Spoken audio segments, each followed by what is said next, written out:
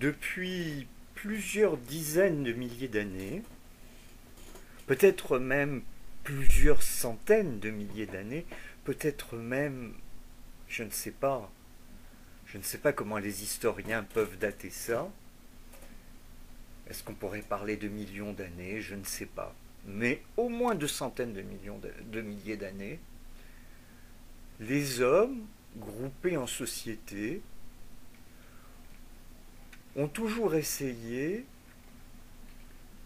de se raconter comment avait été créé le monde, l'univers dans lequel ils se trouvaient, comment avait été créé le premier homme et la première femme, c'est-à-dire le père du père du père du père du père du père du père du père de leur père, et la mère de la mère de la mère de la mère de la mère de la mère de la mère de la mère de leur mère.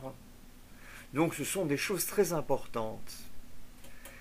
Il faut savoir que selon les endroits du monde et selon les époques, il y a eu plusieurs récits, il y a eu plusieurs façons de raconter cette histoire.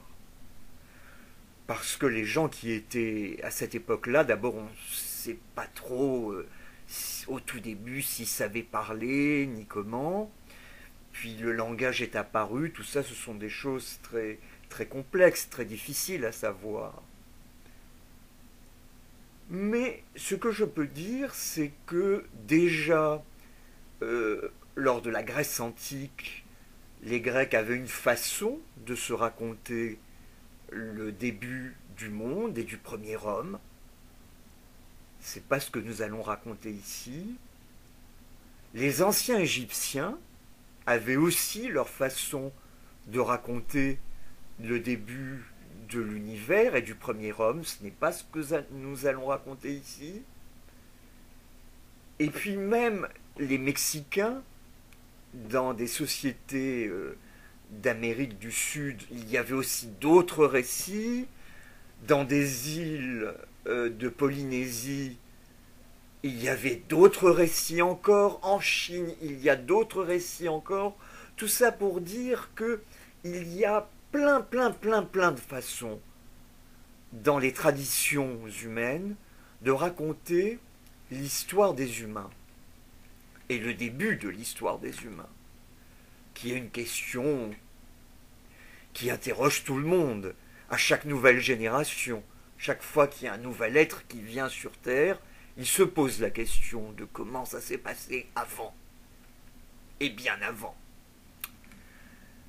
Ce que je vais raconter ici, ce que je vais lire du reste, c'est une des façons, c'est un des récits qui est ce qu'on appelle le récit de l'Ancien Testament. C'est-à-dire que lorsque les Hébreux ont commencé à inventer la langue hébraïque, donc ça s'est passé après ou vers la fin de l'Égypte antique, il y a eu un texte écrit en hébreu, il y a environ 5500 ans, peut-être même un peu plus, et c'est la traduction française du début de ce texte-là que je vais lire. C'est le début de la Bible, c'est le début de la Genèse. La Genèse, ça veut dire le commencement. Et avant de commencer à lire ce texte, le début de ce texte en français, je voudrais faire écouter la façon dont il est écrit en hébreu, dont il est dit en hébreu, parce que c'est la langue première dans laquelle ce texte a été écrit, et ce que je vais lire, c'est une traduction. Donc voici le texte hébreu.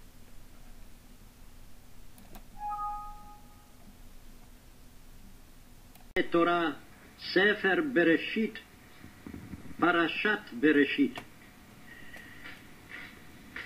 Bereshit bara Elohim et hashamayim ve'et haaretz. Alors, qu'est-ce qui qu'est-ce qui était dit en hébreu? Je ne connais pas exactement, je ne sais pas très bien traduire, mais je pense que la première phrase que le monsieur dit, c'est le livre de la Genèse, et il dit la première phrase du livre de la Genèse: au commencement, Dieu créa les cieux et la terre.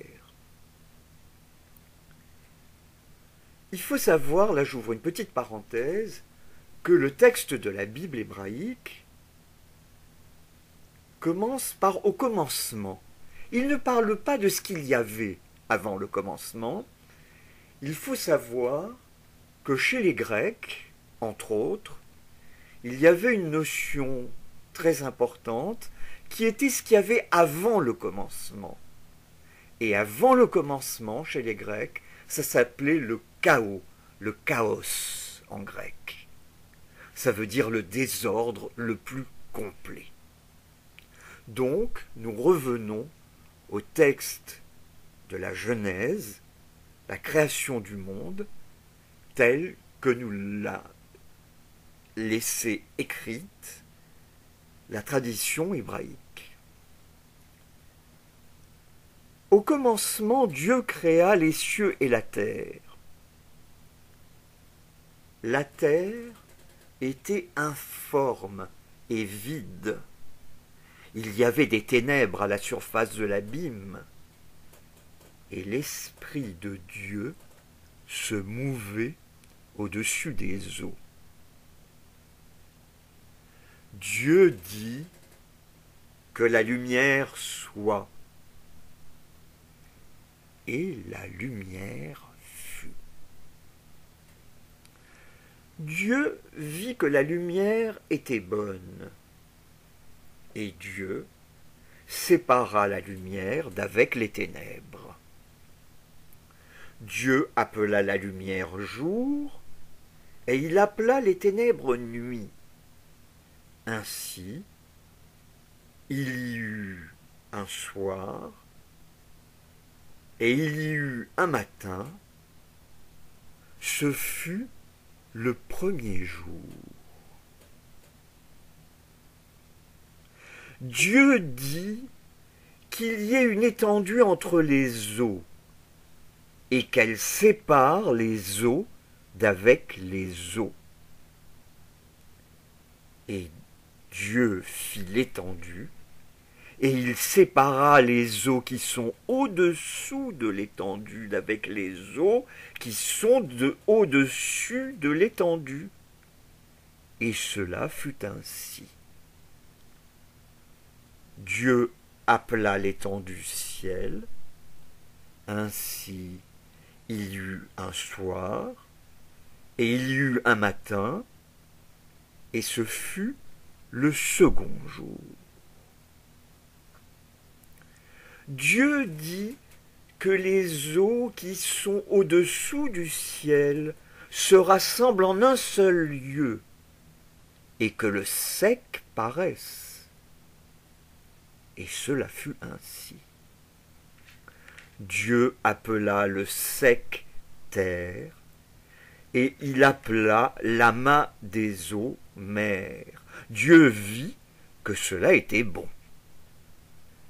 Puis Dieu dit que la terre produise de la verdure, de l'herbe portant de la semence, des arbres fruitiers, donnant du fruit, selon leur espèce, et ayant en eux leur semence sur la terre.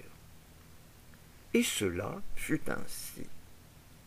La terre produisit de la verdure, de l'herbe portant de la semence selon son espèce, et des arbres donnant du fruit, et ayant en eux leur semence selon leur espèce. Dieu vit que cela était bon. Ainsi il y eut un soir, et il y eut un matin. Et ce fut le troisième jour.